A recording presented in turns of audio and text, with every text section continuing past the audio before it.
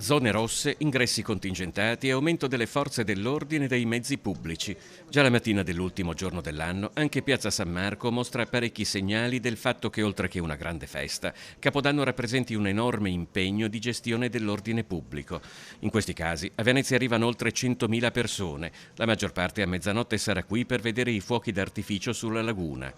Lungo la riva sono accatastate le ringhiere che delimiteranno le aree. Gli ingressi saranno contingentati. Palazzo Ducale è già stato recintato lungo tutte le arcate. Il Ponte della Paglia è già stato diviso per senso di marcia.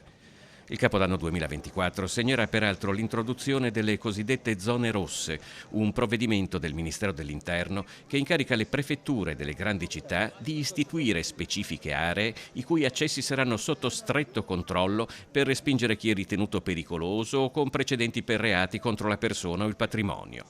Non è certo il caso di questa ragazza di New York. È per la terza o quarta volta a Venezia e passerà il Capodanno al matrimonio di un amico che ha deciso di sposarsi qui proprio nella notte di passaggio dal vecchio al nuovo anno. Ich war vor ungefähr 8 Jahren hier. È contento della bella serata che lo attende a Venezia il turista tedesco, tornato qui dopo 8 anni, anche dice alla ricerca del bel tempo, che evidentemente in questo periodo non si trova in Germania. I'm studying in France and Italy is a close country. E una visita lampo invece è quella della studentessa cinese in Francia. Già stasera sarà a festeggiare il 2025 a Firenze.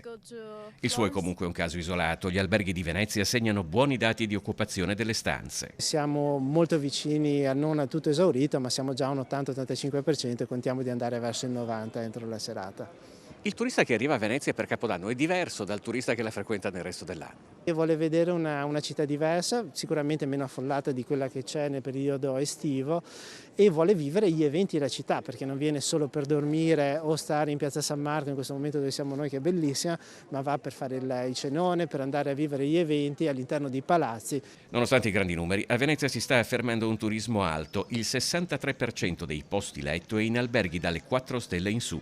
Abbiamo 35 alberghi a 5 stelle, sono concentrati prevalentemente la quasi totalità nel centro storico.